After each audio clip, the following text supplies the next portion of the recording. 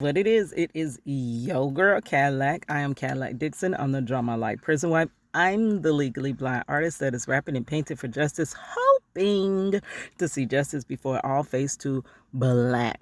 Yeah, it's your girl Cadillac. Anyway, I'm coming through to finish up the video that I started earlier. It was the three most traumatic things to ever happen in my life. Number one being the death of my little cousin right in front of me when I was 5 years old.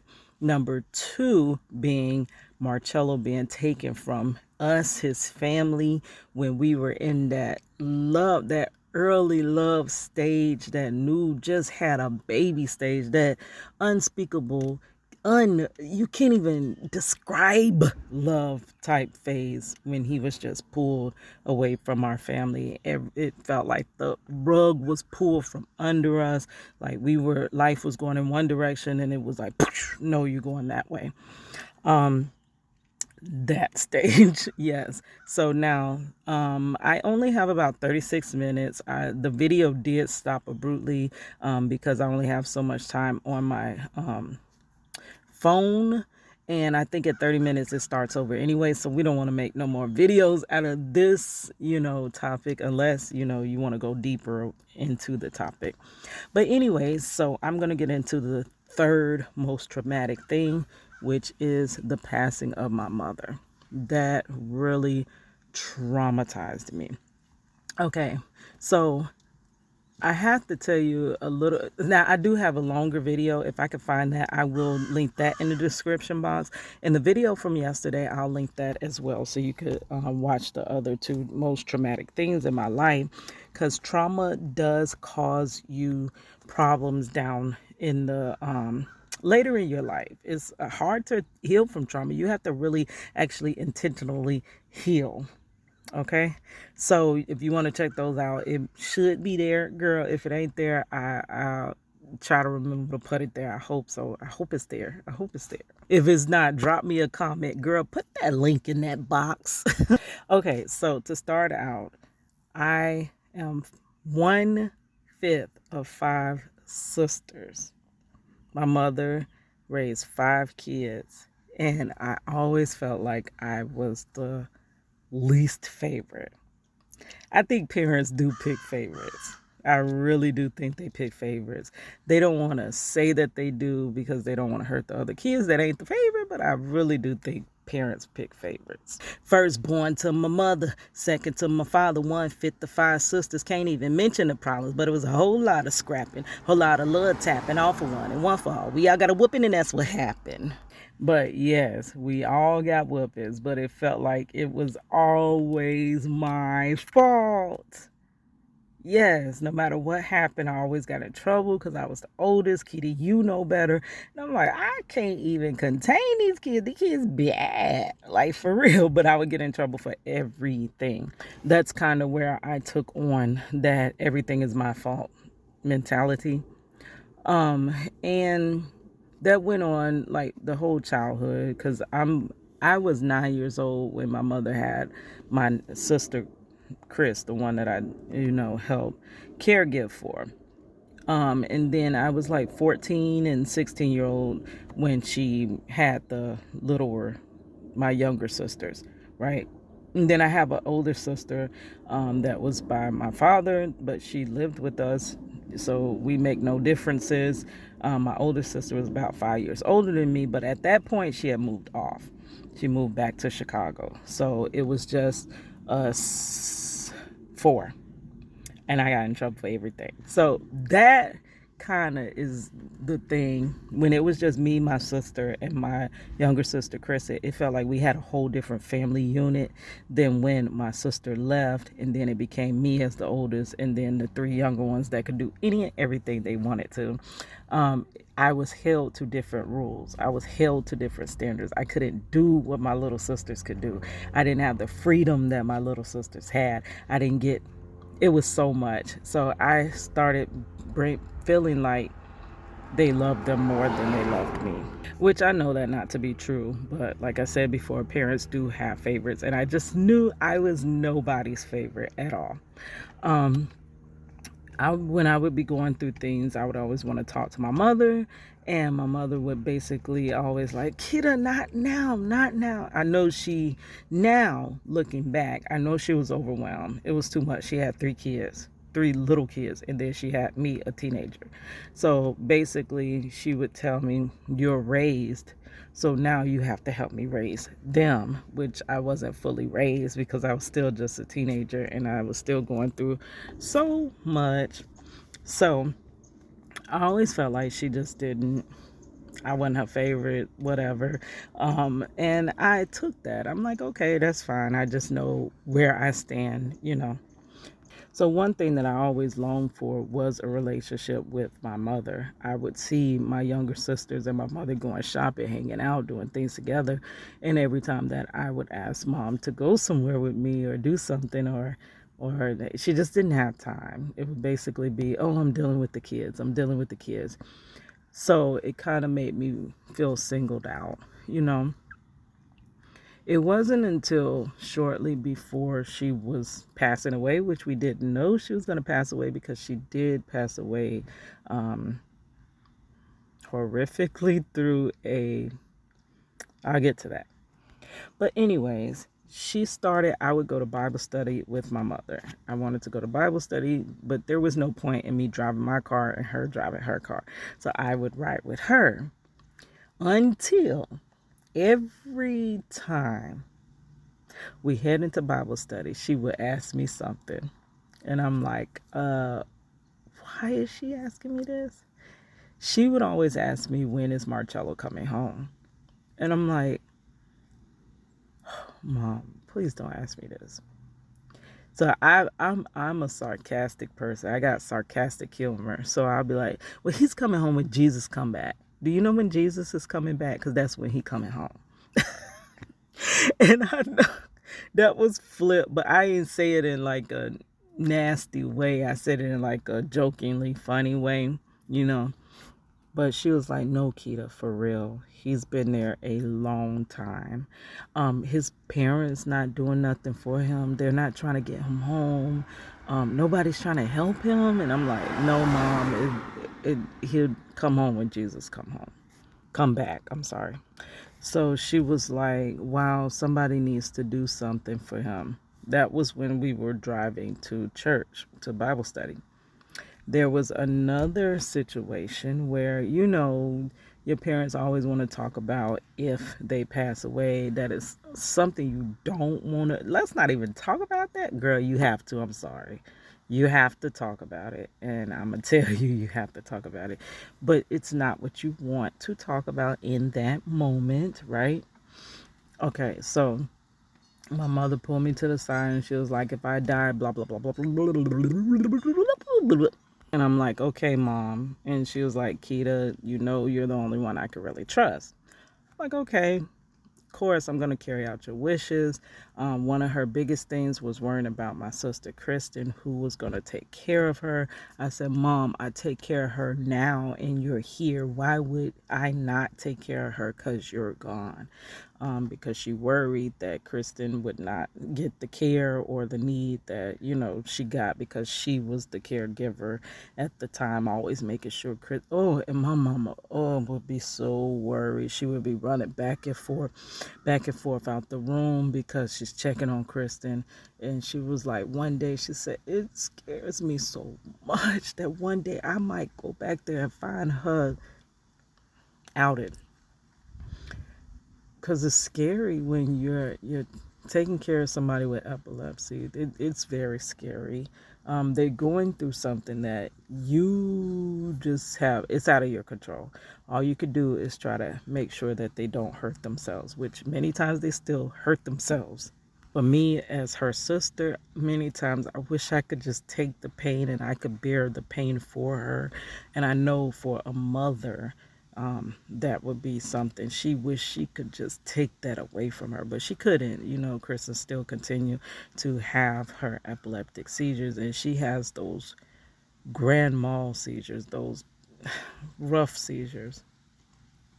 So Mom would run back and forth, back and forth. She could never settle her mind because she's always, damn, what if Kristen, what if Kristen, what if, So that too played a lot, which I'm not a selfish person. I understand Krista needed more care than I needed. But when you're young, you do not understand that. I understood that by and by, that I just couldn't understand why there was no time for me. So as we're in there having this conversation, she gets on. She's like, "So I guess you ain't gonna have no more kids, right?"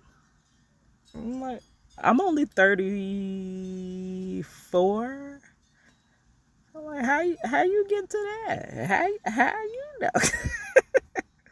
And she's like, "Yeah, I think I'm gonna get all my grandkids from."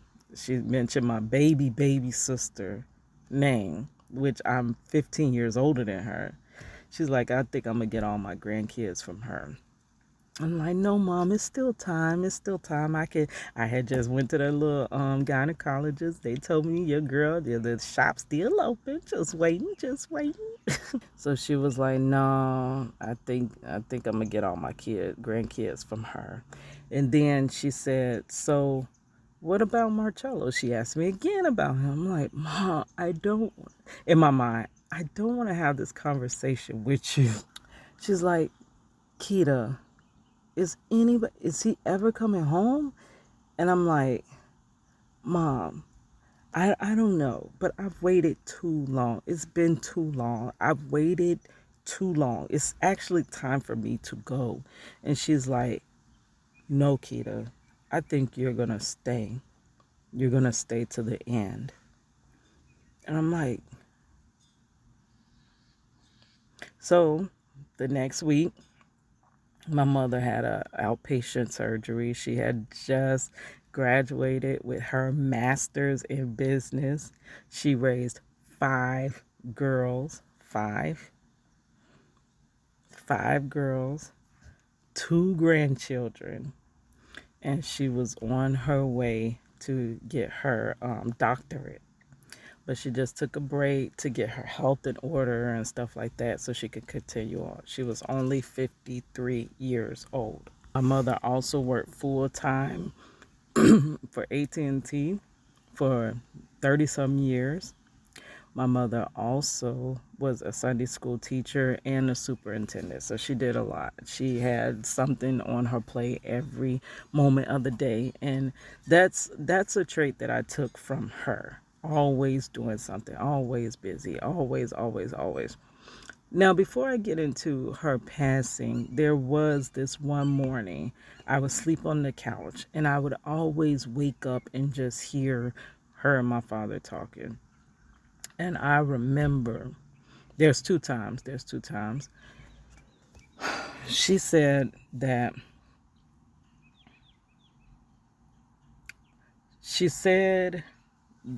she felt like no one cared about her. Much like I feel. Much like I feel. She felt like people only cared about her for what she can do for them, which is very much like I feel. And people get mad when you say that, but people only arrive to those answers because of those people's actions. If you constantly just need a person, the person telling you how they feel, they telling you they can't handle it, and you still just need them, that's telling the person that, hey, I really just care about what you can do for me. It doesn't translate the way, if you think it translates that as love, it doesn't. So the person is not going to feel loved. They're going to feel used. And my mother very much felt used. And she was like, I feel like everybody just want me for what they can get out of me. I heard that. Then I heard another thing about her medicine for some reason.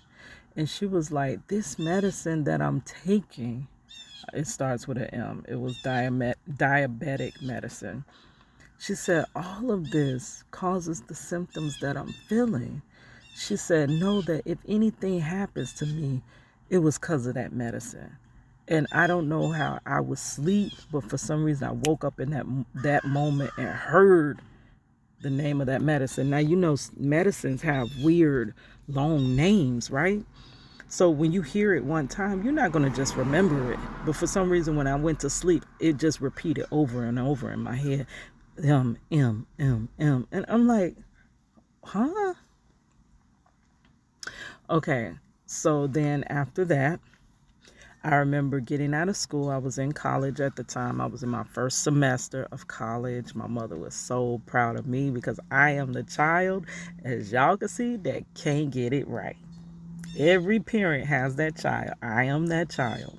No matter what I try, no matter what I do, it never, it's grand in my head. It's very grand in my head, but it never freaking plays out and actually becomes successful. Right? So I'm the child. Like, if you ever seen Girlfriends, you remember Lynn? Lynn was always doing something. She was doing music, and then she was doing this, and then she was doing that. And that's how I am. I think that's an artist's life. An artist never really, unless they're a lucky artist, they don't never find that art that will sustain and take care of them, right? So they keep searching. They keep searching because it's very painful to be an artist that cannot create. That's why they said a lot of artists go crazy. One guy cut his ear off. One guy, all types of stuff. So it's a, and then what's so silly, the artist becomes something after they die. Really? Is that gonna be me after I die? So she was so proud that I went back to college, right? So I went back to college and I would get off. I would be working during the day. My daughter was old enough now. She was like 15, so she didn't need as much help with her homework, as much trying to eat and this and that. So a teenager can kind of somewhat, fend for themselves. So I would get off of work, go to school, and then after school, I would stay up, watch Love and Hip Hop. Back at the time, I don't watch that ish no more, but I used to back then. And I was sitting there doing my homework, and I in the house here crying. I hear, like, what the heck? Who crying? So I get up and I look around the house. I look at my mother's room. My mother is there, of course, with a book. She's sitting in her chair and she is asleep. And I get ready to go. I would always get ready to cut the lights off so that she can go to sleep. And she's, no, I'm studying. Don't cut the light off. So she's there studying with her eyes closed, right? So then I go and I look. I really don't even know where my dad was, if he was home or not home or what. But I look in Kristen room. Kristen up there laughing. Kristen love to sit back and watch 90s shows where she watch a Living Single right now. Low key, this is a whole side note. Watching in 2020, watching marathons of Living Single is what inspired me to start my prisoner family magazine called Family United. I do have a little video about that. I can link in the description box, but I wanted it to not be so hard for the next person with a wrongful conviction to break their loved one story. So I started Family United. That was inspired by watching Miss Khadijah. Miss Khadijah don't need you. And y'all remember the episode when she said, "Who you calling up it?" Anyways, back on track. So Kristen is up in there laughing, watching 90 sitcoms. My other sister, Money was in the room. My other sister was there. So nobody is crying. So I'm like, I go sit back down. I'm like, okay. I hear crying again. I'm like, what? Now, just to back up a little bit, my mother was having an outpatient surgery, right? And she said, I'm going to have surgery, blah, blah day. And I'm like, no, you never told me. And she was like, yes, I did. I told everybody. And I said, no, Mom, you told everybody but me. You didn't tell me. I would have remembered that you had a surgery. You did not tell me. And she was like, well, I'm having surgery, right? So that week that I think it was a day or two before, that was when I was hearing the crying. So I go back, sit down, and I have my go back to my work or whatever, and then I hear crying again. I hear, I'm like, who is crying? Who is crying? I don't understand. I walk around again, and I see my mother. Now, the thing was, my mother was asleep in a chair, and I felt like I needed to talk to her, like, just, Mom, how you doing? Are you okay? But I didn't want to interrupt her sleep. I wish I had interrupted her sleep. Now looking back, because hindsight is always 2020, I wish I had woke her up and asked her how she's feeling. Are you okay? Are you feeling okay? About if she expressed any words of worration about the surgery. Maybe I could have convinced her to put it off or something. God dog it. And that causes where I feel like I could have saved her life had I talked to her, but I never talked to her. I just let her sleep. Anyways, she goes, I go back and sleep on the couch because this was what I was doing at the time. I slept on the living room couch. And she wakes me up and she's like, Keita, okay, I'm going to my surgery. It was early in the morning. So I'm so tired. I stay up late just like I did before. Now I did that back then. I was like, okay, Mom. Gave her a hug. She said, give me a hug just in case. I give her a hug like this.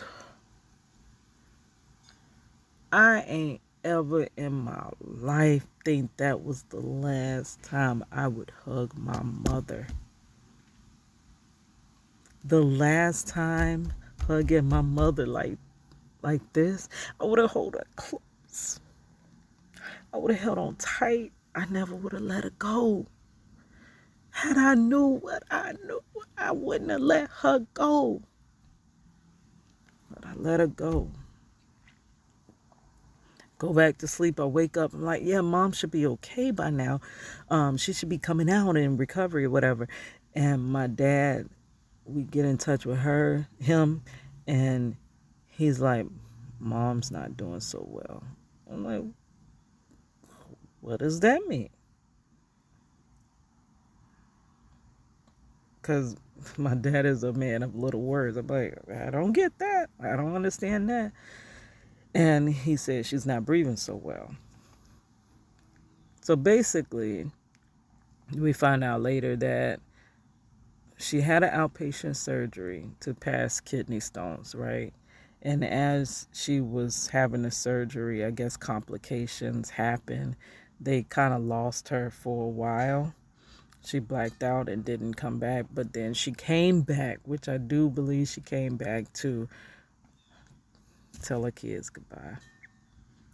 So we went to the hospital. We sat down there when they got her back. I sat down there all day with her, but I had this stupid computer with me working on that. I never thought that was the last day. There was no warning that was the last day. God dog it. I did everything wrong. So I sit there with her all day long. And then all of a sudden it's nighttime and I'm like, Mom, I got work in the morning. I'll be back in the morning when I get off of work. And she said, Keita, make sure you live your life. Live your life. Don't live your life for money. Don't live your life. Live your life. And the last thing she told me was, Keita, get home safe. So I went home and I fell asleep and I'm like, dang, I didn't call Mom. So I called her to tell her I'm home because I didn't want her to worry. And a few hours later, middle of the night, we get a call. Rush down here. You kidding me? How is this happening? This doesn't make sense. So they bring us in and we could see her, and then they put us out, and then they bring us back again, and then she's blue all around her mouth, and they're telling me she can hear me. I'm like, she can't hear me. This is not my mom. My mother is a very light-skinned woman. She's not blue. So they're like, she can hear you. Just talk to her. She's in a induced coma. Mom, this is keto. I love that. And I was supposed to do her hair that week. I used to roller set her hair, and she would get all them comments every time I would do it. But I fell asleep, and I didn't get to roller set her hair. The one time I didn't roller set it, she was like, oh, it's okay. I'm like, Mom, why you didn't wake me up? She's like, it's okay. You were asleep. So I did it myself. That would have been the last time doing her hair. So I'm like, Mom, this is Keita. I love you, Mom. I felt like, because I do remember back to that conversation she had where she felt like nobody loved her. I love you. I love you. And I know how it feels to feel like nobody cares about you. I hate that my mama died feeling like nobody cared. So they tell us we can go out. We go out. They were going to try to do a dialysis session on her to clean her blood. But a couple minutes after we went out, I hear cold blue. Like, what the heck is cold blue? I didn't know what it was. So I Googled it. I'm like, oh my goodness. The next thing I see is them trying to resuscitate her. That image,